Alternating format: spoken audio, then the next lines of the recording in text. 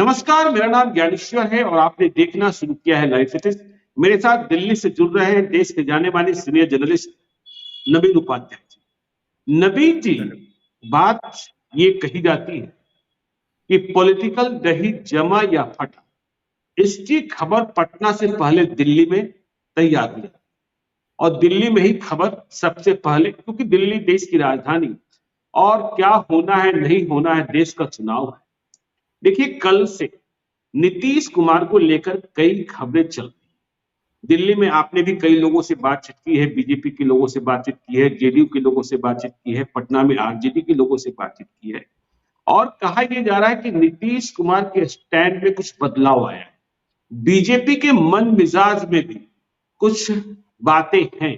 तो दिल्ली की खबर क्या कह रही है, दिल्ली में क्या हलचल है, नीतीश कुमार को लेकर जो कयास लगाए जा रहे हैं या लगाए जा रहे थे, उन पर ताजी खबर क्या है? देखिए ज्ञानेश्वर जी, अगर ये जी। सारे अफवाहों को अलग कर दीजिए, एक बात स्पष्ट है कि बीजेपी के अंदर इस तरह के जो बड़े डिसीजन लिए जाते हैं, इसकी जानकारी प्राइम मिनिस्टर और अमित शाह को छोड़कर किसी के पास नहीं रहती है। तो और जी। सब जितने खबरें ये सब अटकलें रहती हैं।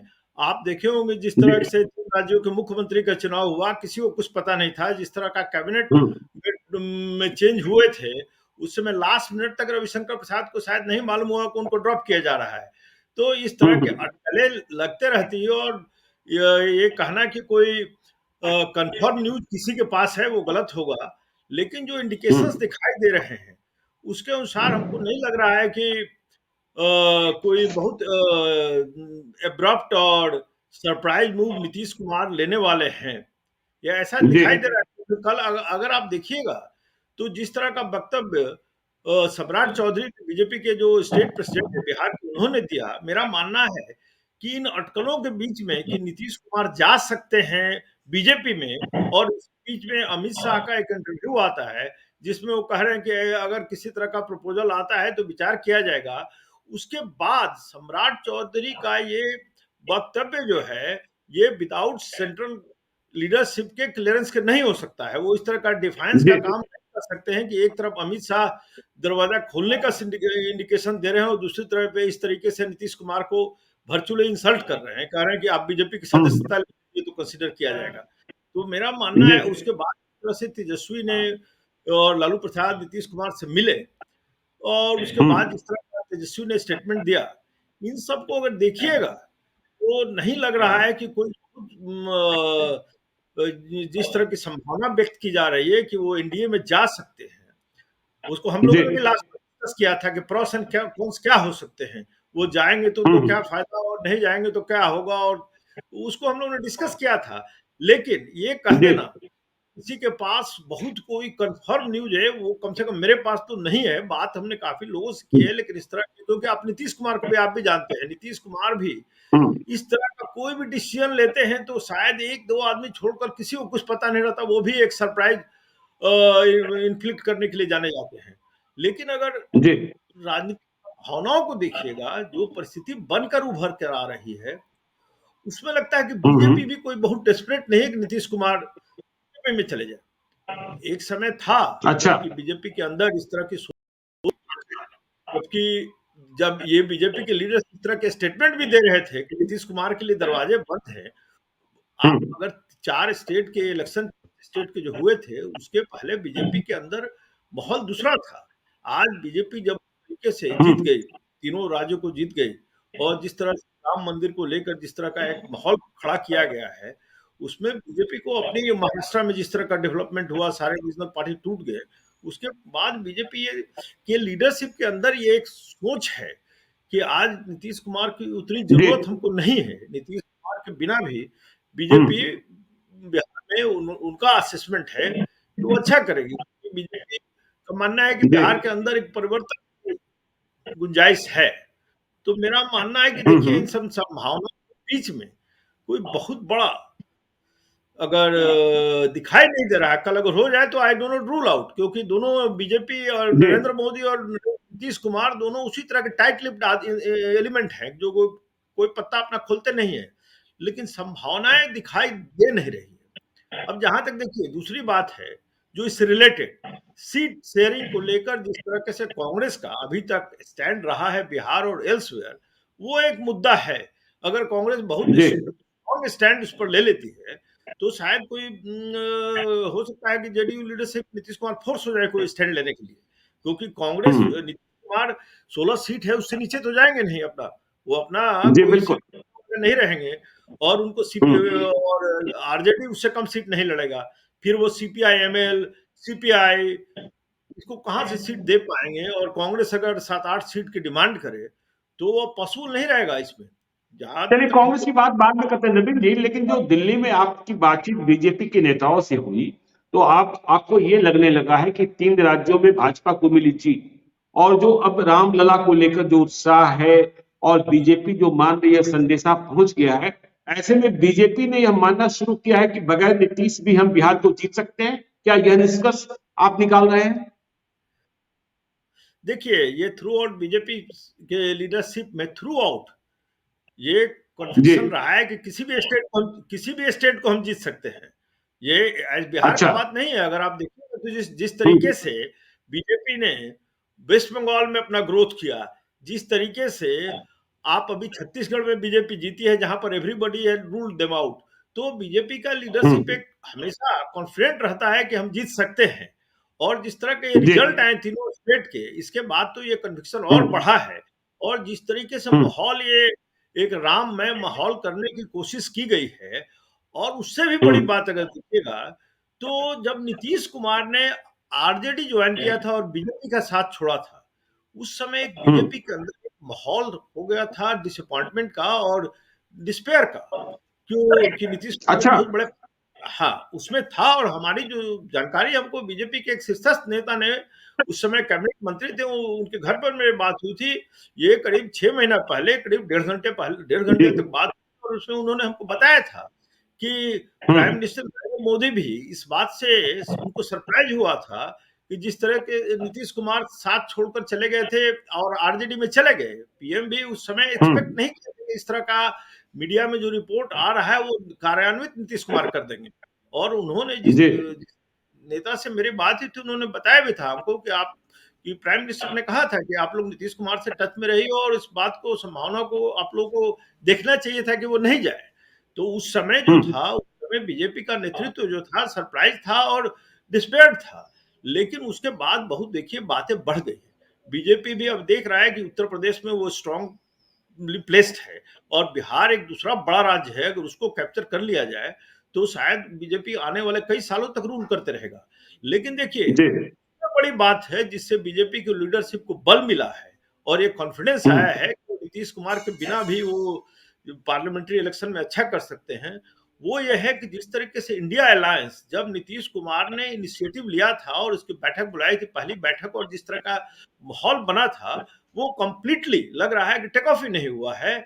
और कांग्रेस जी। ने जिस तरह से बीच में मीटिंग नहीं होने दिया, क्योंकि वो प्रचार में व्यस्त थे, नेता आज भी राहुल गांधी अपने यात्रा में व्यस्त थे, और समहाउ ये इंडिया अलायंस जो जिस तरह का एक माहौल बनना चाहिए था वो बना नहीं है, जिससे डेफिनेटली जो एक होप जनरेट हुआ था अपोजिशन कैंप में, उसको बहुत बड़ा धक्का लगा है, जिसके कारण भी बीजेपी लीडरशिप काफी इम्बोल्डेंड हुआ है।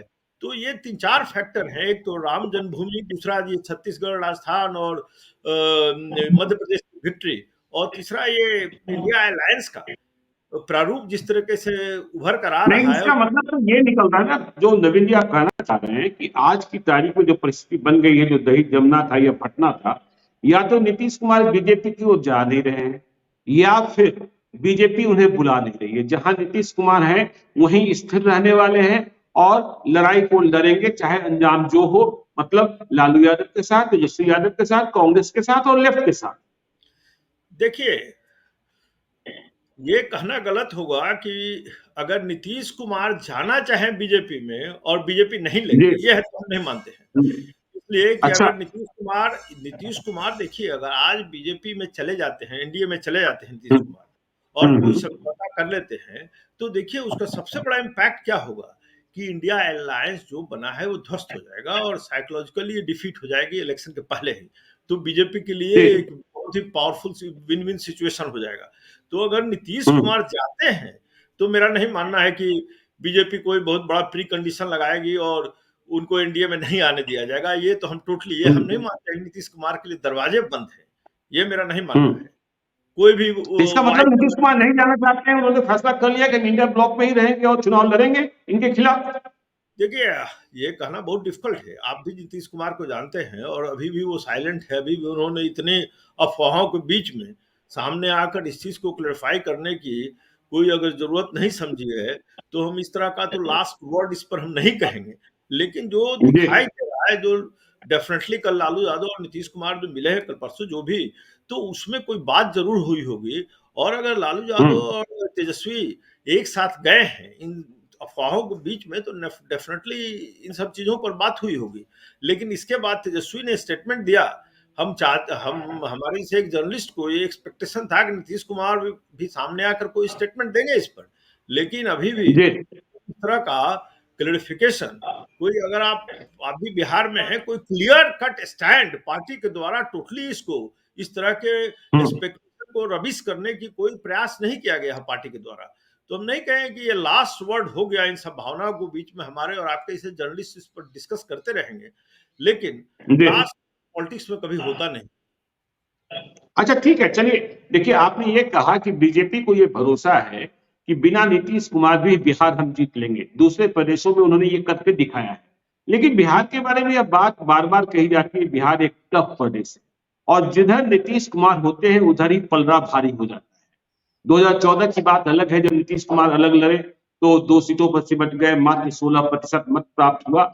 आप भी बिहार के रहने वाले हैं, आप राम का लहर भी देख रहे हैं और इसके अलावा चेहरा भी देख रहे हैं नरेंद्र मोदी का। हम ये माने और इसका अनुमान करें कि यदि नीतीश कुमार इंडिया ब्लॉक में रह जाते हैं तो बिहार में एनडीए से, बीजेपी से, नरेंद्र मोदी से लड़ाई कितना कठिन होगा, या फिर ये देश का चुनाव है, प्रदेश का चुनाव नहीं है।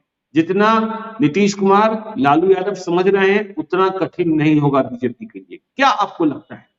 देखिए, ये डिपेंड करेगा कि आज से 3 महीने बाद, 4 महीने बाद, 3 महीने बाद रफली जब इलेक्शन होते हैं, उस समय ये इंडिया आप तो अलायंस, हाँ, आप तो 3 महीना कहाँ बचा, अब 2.5 महीना बचा। 6 महीना, जब भी इलेक्शंस जी होते हैं महीने में, तो इंडिया अलायंस का प्रारूप क्या रहता है?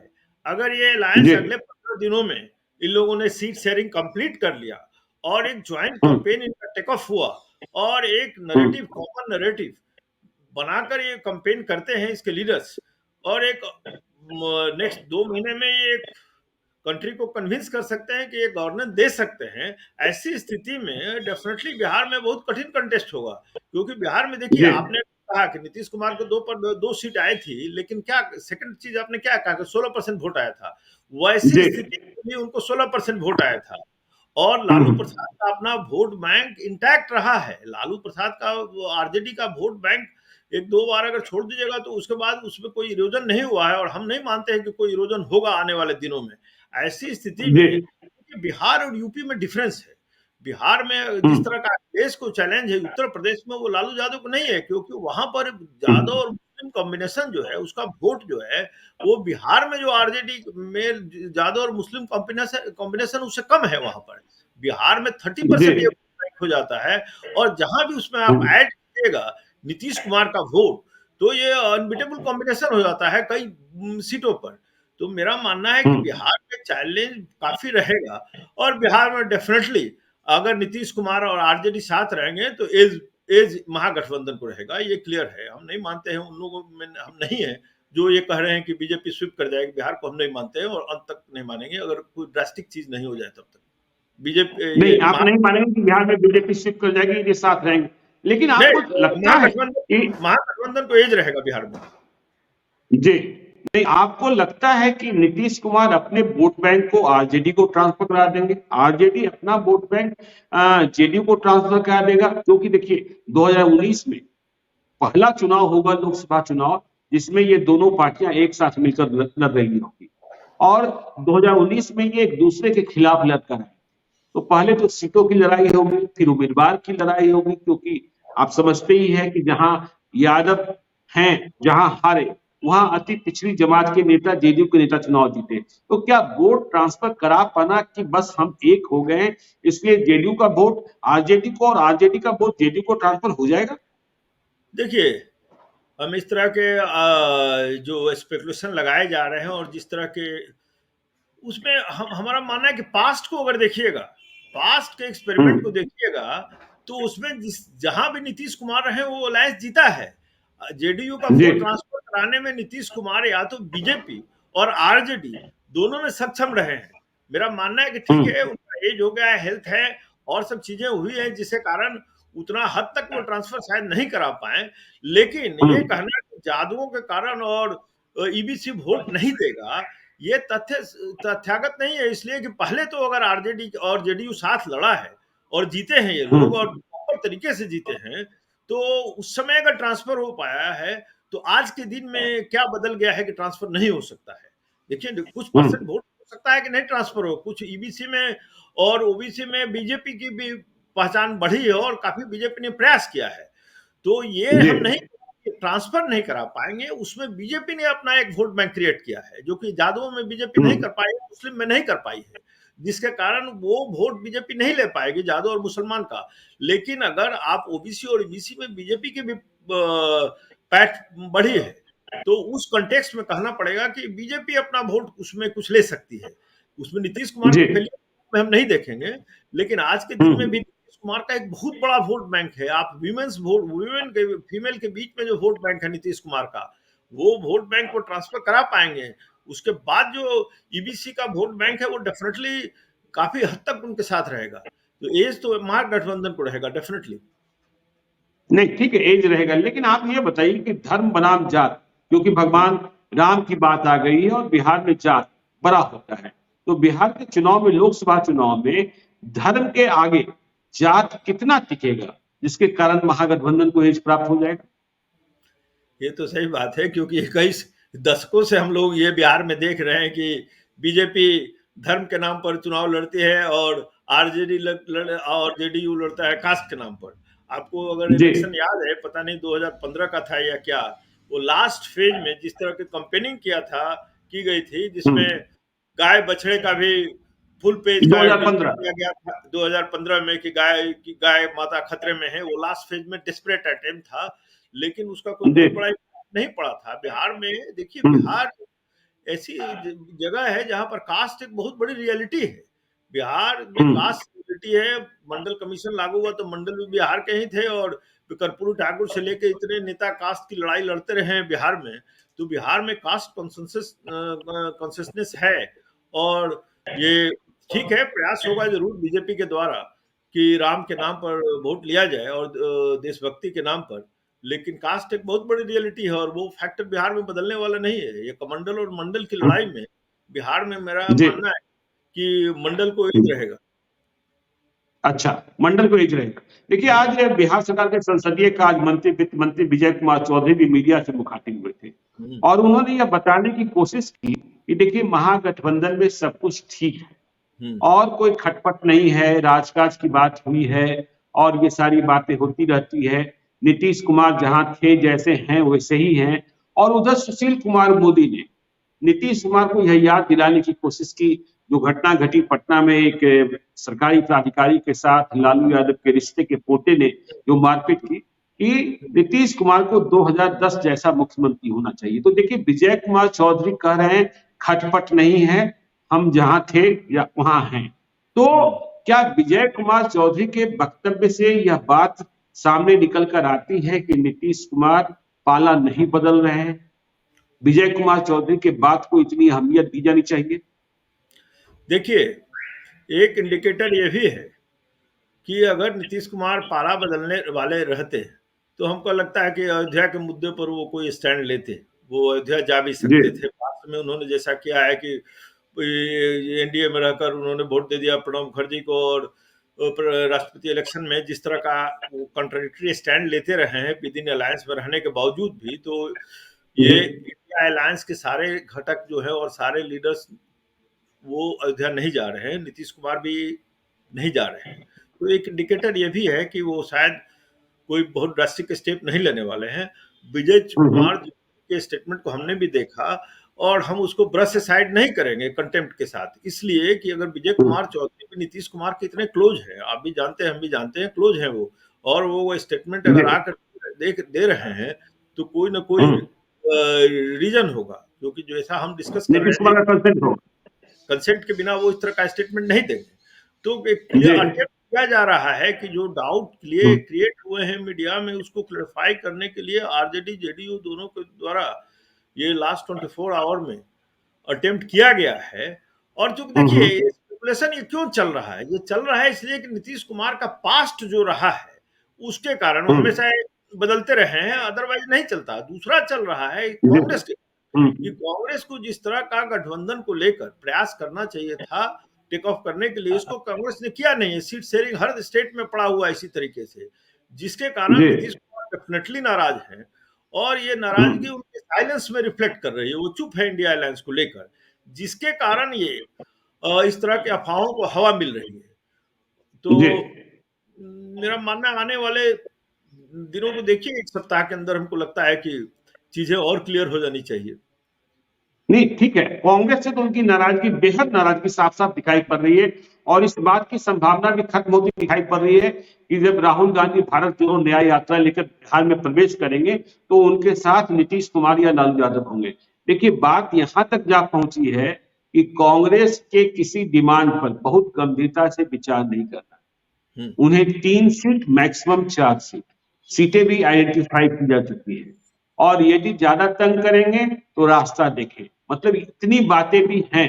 तो कांग्रेस के प्रति नाराजगी और राहुल गांधी के व्यवहार से बेहद नाराज दिख रहे हैं। लेकिन एक सवाल और है नवीन जी, कि नीतीश कुमार की सेहत को लेकर बहुत सारी चर्चाएं चलती रहती हैं और आजकल पब्लिक अपीयरेंस भी नीतीश कुमार का कम हुआ है। नीतीश कुमार क्या इतने ताकतवर आपको दिखते हैं, या उनके आभा मंडल में इतनी शक्ति अब बची है कि वे बिहार की जनता को अपने पक्ष में? वैसे 24 जनवरी कर्पूरी ठाकुर की जन्म शताब्दी, एक बड़े आयोजन की तैयारी चल रही है पटना के वेटनरी कॉलेज ग्राउंड में, और कहा जा रहा है कि पटना में दिखा दिया जाएगा कि अति पिछड़ी जाति के नेता नीतीश कुमार ही है। और देखिए, उसी दिन मिलर स्कूल ग्राउंड में बीजेपी की तैयारी थी, लेकिन बीजेपी की तैयारी को धट्टा बता दिया है जेडी ने, मिलर स्कूल ग्राउंड को भी अपने लिए बुक करा लिया है। तो नीतीश कुमार का आभा मंडल, नीतीश कुमार की सेहत, यह भी एक गंभीर विषय है जिस पर बिहार की जनता चर्चा कर रही है, लगातार चर्चा कर रही सही बात है, और ये कंसर्न का विषय जेडीयू के वर्कर्स और लीडर्स के लिए है, नीतीश कुमार का स्वास्थ्य।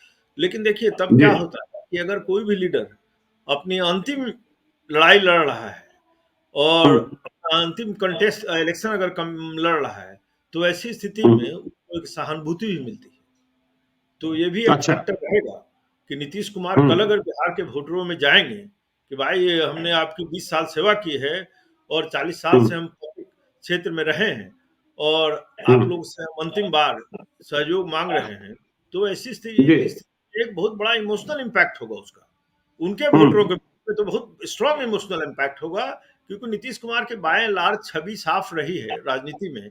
तो ऐसी स्थिति में, और बिहार के लिए उन्होंने बहुत कुछ किया है, तो ऐसी हम्म। स्थिति में देखिए बहुत बड़ा उसका इम्पैक्ट पड़ सकता है। हेल्थ से के कंसर्न्स जी। को वो पॉलिटिकली एक्सप्लॉइट कर सकते हैं उसको, ये हम्म। इसको आप ओवरलुक नहीं कर सकते हैं इस फैक्टर को। अच्छा, लेकिन क्या ये आप मानते हैं कि जब नीतीश कुमार आरजेडी के साथ होते हैं तो लॉ एंड ऑर्डर थोड़ा सा प्रभावित हो जाता है, और नीतीश कुमार कुछ नहीं कर पाते हैं, बेबस हो जाते हैं, लाचार हो जाते हैं, असहज हो जाते हैं? ये सही बात है। और जी।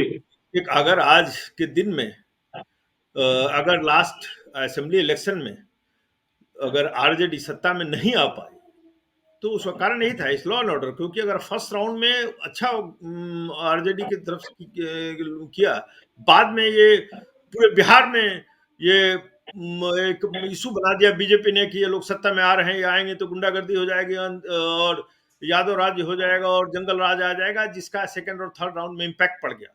तो जी। देखिएगा तो कहीं ना कहीं देखिए इसका एक रीजन है क्यों ये होता है, क्यों ओवर जी। लास्ट ईयर्स में इसको अगर आप एनालाइज कीजिएगा, तो लालू प्रसाद के जो जाति बिरादरी के लोग हैं, कास्ट के उनके लोग, उनका एम्पावरमेंट बहुत हुआ। आप बहुत हम्म। बड़े-बड़े वो लोग गाँव में अगर जाके देखिए तो वो एम्पावर्ड हुए हैं कृषि से लेकर और कैटल तक में, और जी। लैंड ओनिंग उनका काफ़ी बढ़ा है।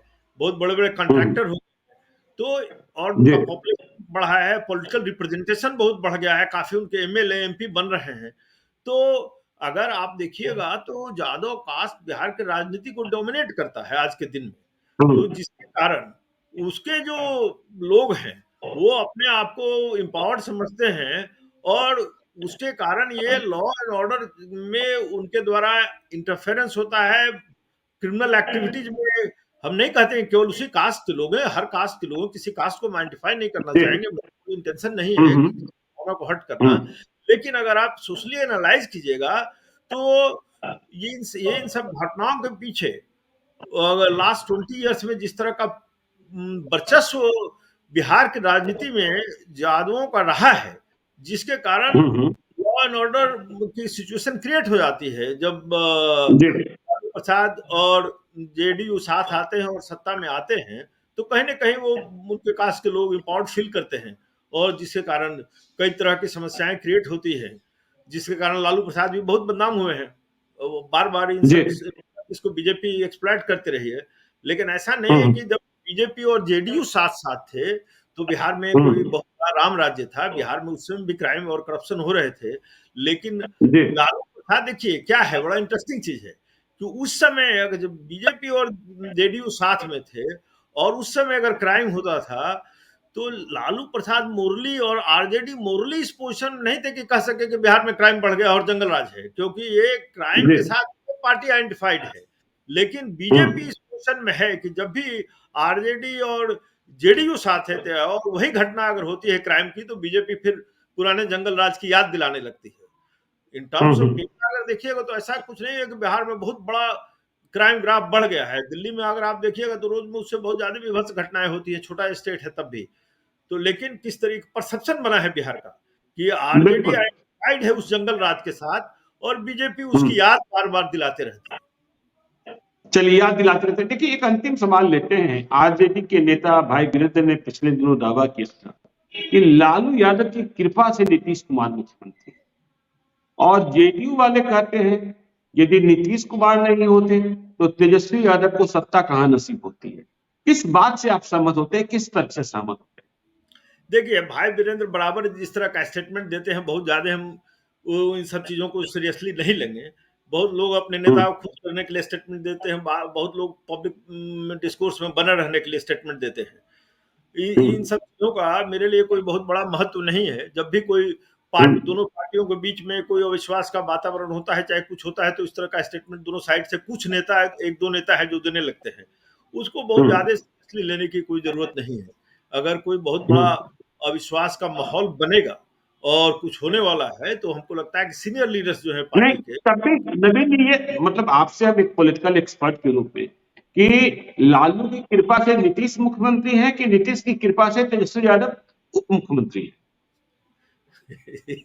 ये तो देखिए, ये दोनों एक दूसरे पर डिपेंडेंट है। दोनों का अब ये जी। अंडा पहले आया या मुर्गी पहले आया, ये सवाल है। इसमें मेरा मानना है कि अगर कल दोनों अलग हो जाएंगे, तो देखिए कल देखिए एक ही चीज है कि नीतीश कुमार बिना लालू यादव के सहयोग के इन द पास्ट बीजेपी के सहयोग से मुख्यमंत्री बन के दिखाया उन्होंने कि बीजेपी लालू जी। यादव के बिना भी वो मुख्यमंत्री रह चुके हैं।